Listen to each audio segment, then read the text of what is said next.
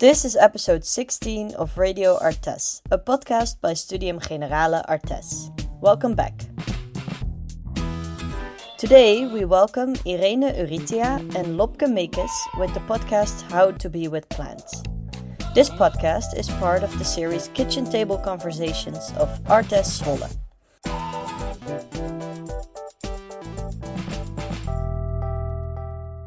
In the studio is Mirjam Zegers, coordinator and curator of this series. Hi Mirjam. Hi Jozien. Could you tell us a bit more about the background of this podcast? The Kitchen Table Conversations started as a series of conversations in Zwolle as a collaboration between virtually all departments of ArtEZ University of the Arts in Zwolle, the Netherlands. We came together with people from the ArtEZ community and always one specific guest or two or three guests who would talk about their own practice in relation to a specific topic. And the idea was to combine serious talks about life and the world with other essential human needs like food. And obviously we moved online because of the pandemic, developing podcasts and online meetings for the wider ArtEZ community. Okay, and what specific topics will be addressed here? The title says How to Be with Plants. It doesn't seem too difficult. No, normally we may not pay too much attention to our plants. And indeed, this podcast is lighthearted in a way, but it addresses a deadly serious subject, our relation with non-humans around us, and the way we cherish and or destroy the world around us, and awareness of other forms of life and consciousness that are surrounding us. On the occasion of the Worldwide Earth Day on 22 April, we invited Lobke and Irene to develop a workshop about this awareness. Earth Day exists already since 1970, so this is the 51st return, and its aim is to create a new plan of action for our planet and to catalyze global collaboration in the environmental movement. And why did you invite Irene Urrutia and Lobke Meekes specifically for this topic? In their work as artist and curator, they are really committed to strengthening people's awareness of the surrounding world. Irene Urrutia is a curator and researcher from Mexican-Canadian origin based in the Netherlands, and she works as curator for Media Art Festival in Leeuwarden and is fascinated by the ecological, political and epistemological possibilities of art. And the same can be said of Lobke Meekes.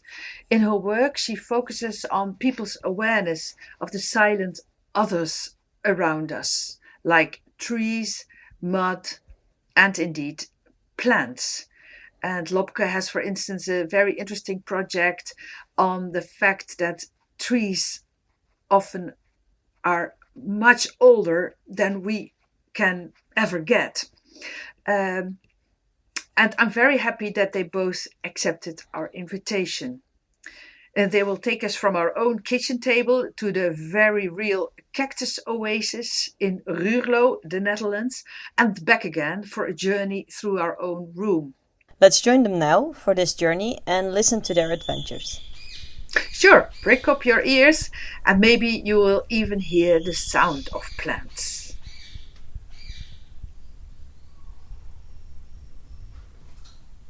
My name is Lobke. I'm an artist and student at the Master Art Education at ArtEZ in Zwolle. I'm Irene and I'm a Mexican-Canadian curator and researcher based in Leeuwarden, the Netherlands.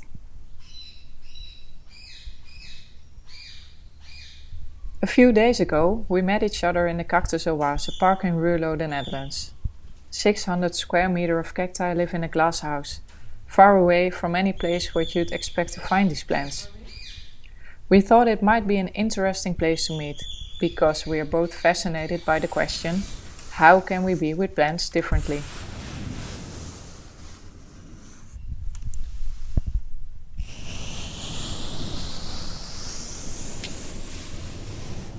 Can you touch it? Yeah. Really? Oh yeah, the flat part of the leaf Oh, you wow. can touch. There's really a nice structure over there. Yeah, it feels like I don't know. It feels like an animal. It looks like the skin of an animal, or maybe like bones. Yeah, inside the leaves. Yeah. Yeah, these are only spiky here on the sides. I think it's strange because first I was looking at this one at like a distance. Yeah. And now I'm touching it, and it does really something with my feeling to this plant, really. Well, now I'm petting this agave, and it feels different. More that it's alive. Yeah. But I knew it before that it's alive because I can see it. But if you touch it, it feels like it is something. Or yeah, it's interesting that you get this tactile feeling of life. Our fascination with plants is not an entirely new topic. Since the ancient Greek philosophers, in Western thought, plants have generally been thought of as a simpler, lower form of life. But does different necessarily mean inferior? Today, scientists have shown that plants are much more complex than we once thought. But what's even more curious is that plants have also become a key topic in the arts and humanities. Philosophers such as Donna Haraway or Bruno Latour suggest that we need to rethink the modern notion of nature as a kind of passive backdrop to human culture. In fact, not being sensitive to the life and expressions of other beings has probably played a role in our ecological crisis. So maybe it's time to rethink not only our relationship to nature, but to really reconsider what nature and life even mean. How do we use these categories in today's globalized societies? What do they reveal or obscure? In this sense, thinking and being with plants in particular can be a wonderful creative exercise. While we recognize that plants are alive and very close to us, we also use, grow, and manipulate plants. So by experimenting with this ambiguity, we can really stretch our imagination and critical thinking. Especially in the arts, then, plants can open up all kinds of unexpected spaces. For example, in music.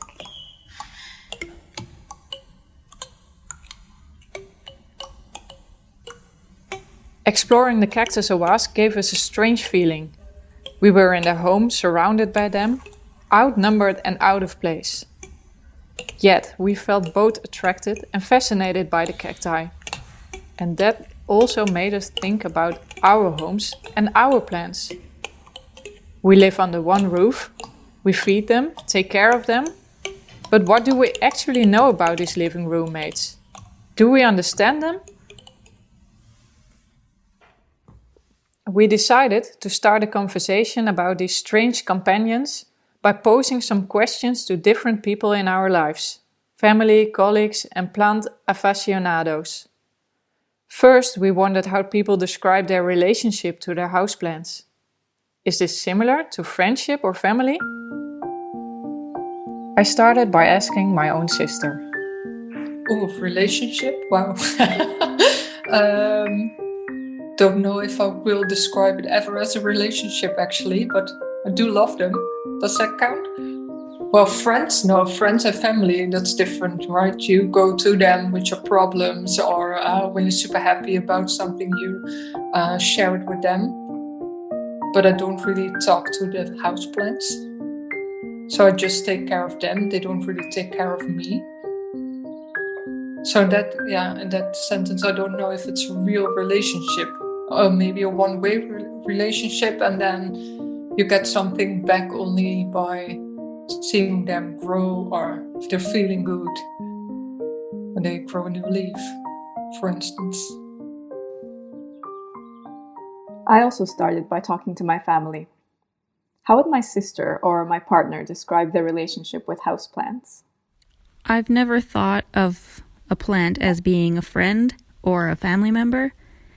The plants that I've had for a few years, I do like taking care of them and watching them grow, but I don't have a super special bond towards them.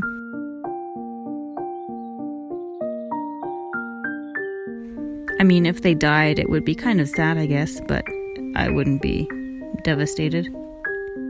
Sometimes I see plants and they seem small and fragile, and when that happens, I want to see them as family, something or someone that I want to protect and care for. And sometimes when they're really flamboyant and with a lot of character, I just consider them as good mates, and we cohabit the space. It's a bit of a strange relationship, because I guess a big part of what makes them my plants, so to speak, is that they exist in this space and I develop a sort of relationship with them, but I'm not entirely sure what that relationship actually looks like for me, because at times I think of them as a pet, at other times I think of them as a decoration. And sometimes that ambiguity between these interpretations can feel quite strange and also a bit confusing, because I don't know if I'm viewing them or perceiving them in a way that is ethical. Clearly a tricky question, and we got very different responses. Another one of our interviewees was history and geography teacher Jos van Hoof, who made an indoor jungle during the coronavirus lockdown. When I come home, I'm very happy when I see my plants. I see them as living objects. I take care of them as my own children. I started with 10 plants, now I have 250 or so. So yeah, it's one big happy plant family. Yeah. But now my children and my fiancé say that's enough. So I have a new project now. I'm making my school greener. So since last week I go to school. In my classroom now there are 50 plants.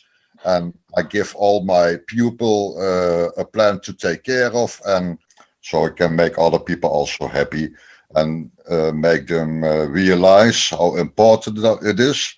A simple little plant to go with, and one plant can become more plants. So it's one little gesture to take care of Mother Nature.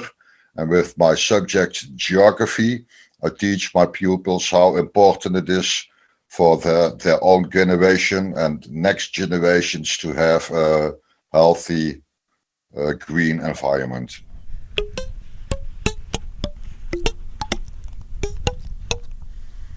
So something interesting can come out of thinking about plants as family or friends.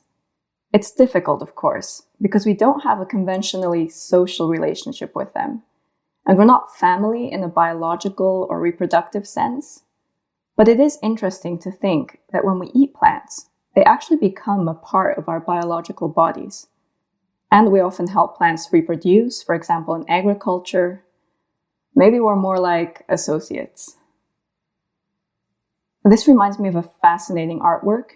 Inoculate is a 2013 performance by interdisciplinary artist and researcher Ana Maria Gomez Lopez. Over a few weeks, she grew a very small begonia seed in her tear duct, using her own bodily fluid. It's really fascinating. There are a few works that play with gestating or caring for other species, but it rarely happens with plants. I recognize that. It seems as if caring for plants that are close by, for example houseplants, arouses a sense of empathy.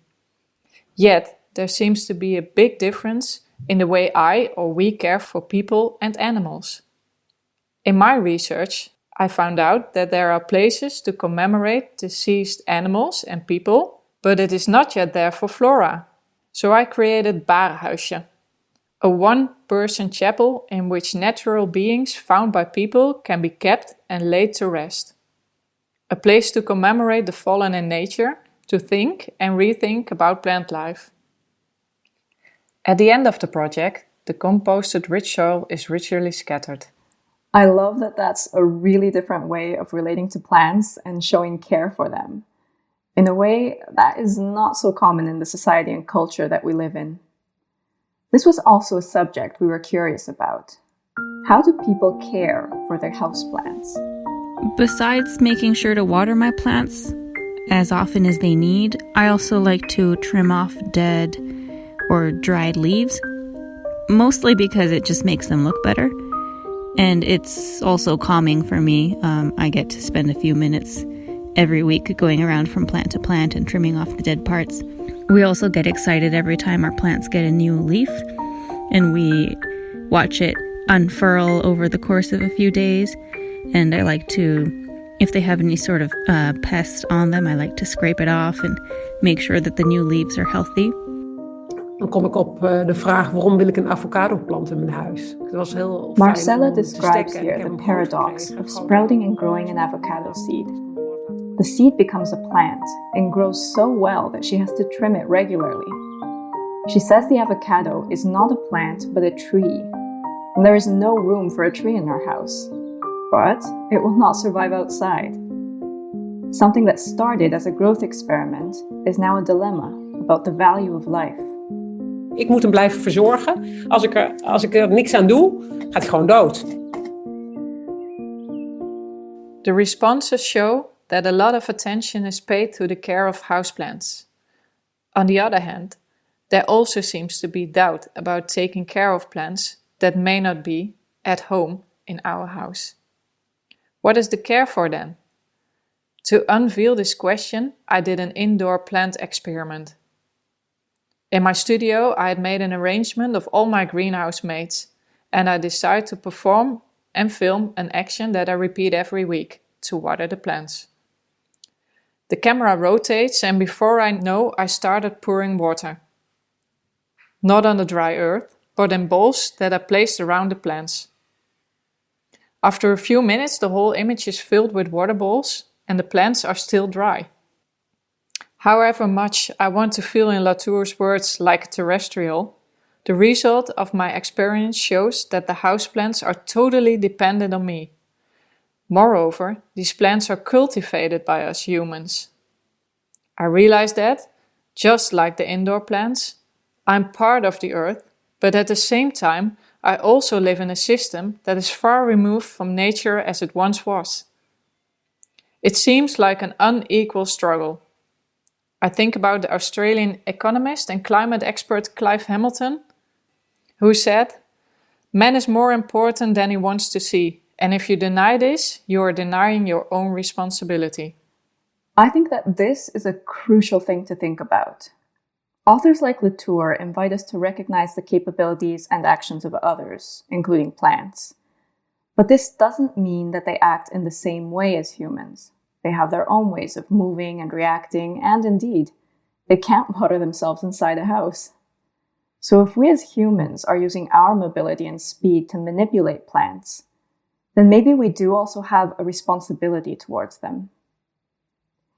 In this case, we are cutting off our houseplants from an ecosystem in which they would be able to get water. I think that what this comes down to is that we can't take power out of the equation. Your work is a beautiful example on a domestic scale. Now take agriculture, for example.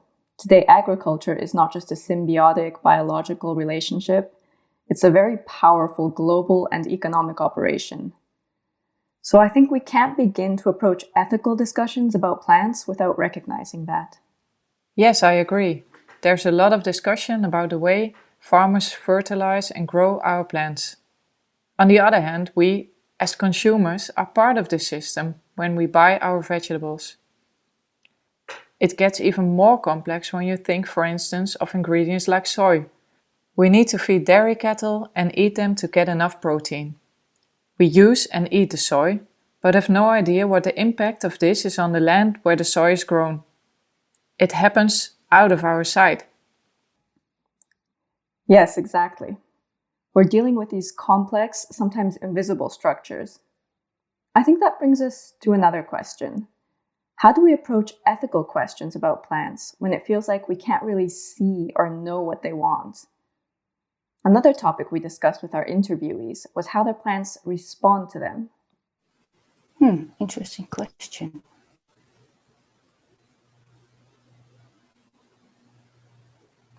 I suppose by growing, but that's not really responding. How do you mean they respond. They're not waving or... I don't really think as plants as in the same way as persons or animals with a subconscious. Well, I don't think they have. I think they may have some... how do you explain it? That they have some parts that are sort of coded on how they grow or how they maybe communicate with each other if they're in full ground. Is that an expression in English? Full ground? When they grow in the wild, do you mean? Yeah, more like that. Yeah, but when they are in a pot, I'm not really sure if there's anything else than just one plant in its own little world, actually. So no, I don't really think as them, if they're the same as humans or animals.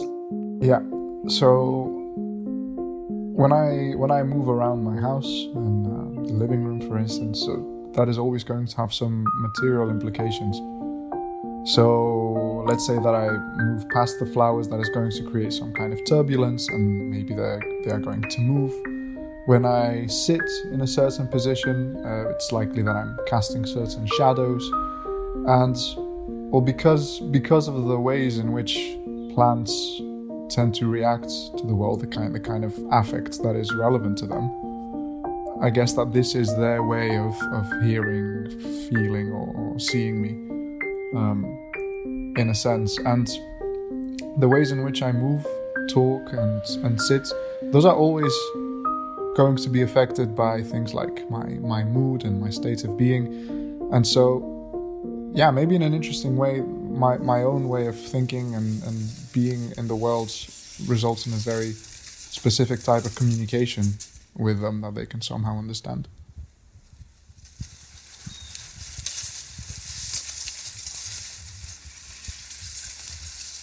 I think it can be hard to detect any plant's reactions, and it requires time, a long time together. Even in a relationship of care, it's hard to pinpoint how a plant responds to you specifically. One really interesting artwork that this brings to mind is Skotopoiesis, a performance by Spela Petric. So in 2015, the artist stood in between a source of light and a square of dirt for 19 hours. The dirt was seeded with cress, so as she stood there, the plants slowly grew, shaped by her shadow. The cress was paler where the light couldn't hit it directly, and the little plants grew, curving around her shadow. So this was a kind of experiment that really isolated the response a person can draw out of a plant. What's interesting to me is that there was a kind of communication between the human and plant bodies at a material level, sort of like one of our interviewees mentioned. But ultimately, the cress didn't really care about whether Petric was a human. She was more or less an object in the plant's environment. There's something fantastic about that. Even as plants inspire us, they don't really care. So it's not so easy to communicate with plants. Their mode of being challenges all of our ethics. What about us, though? What kind of relationship do we want with plants? Quite difficult questions. How do I want to be with plants? I don't know. I like them in my house. I like it when they are looking good, and makes me feel happy if they are doing well. I saw a trailer of a documentary. I didn't see the film itself, but I thought the trailer already was very interesting. It was My Teacher, the Octopus. At the end of the trailer, the guy says that what he learned from this friendship with the octopus is that he was not visiting nature, but he is actually part of nature. So I suppose that's how I want to be with plants. Als ik zeg dat de plant mijn kameraad is, voor mijn kameraad zorg ik ook heel goed. En ik zorg beter voor mijn menselijke kameraad dan mijn plantkameraad. Marcelle concludes that she takes better care of her human than her plant comrades. It makes her think that she wants to change this, but this idea is still a bit uncomfortable. But interesting to investigate because she really wants to take care of her friends. Well, I don't know if that's even possible, but I'd like to know what's good for them. That's a very difficult question. I'd like to be with them in a way that benefits them equally to how it benefits me, whatever that means.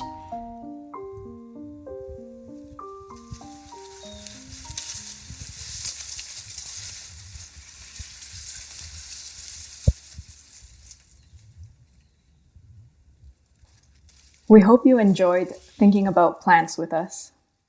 Do you want to explore this topic more? On the podcast website, you can find additional material and more examples of fascinating and inspiring plant artworks.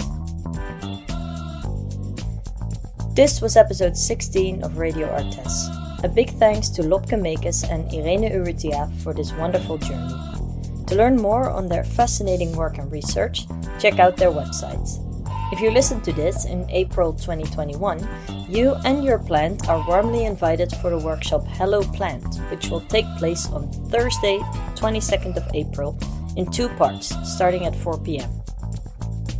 Irene and Lobke will take you through some more theory and ideas on our relationship with plants and invite you and your plant for some exercises.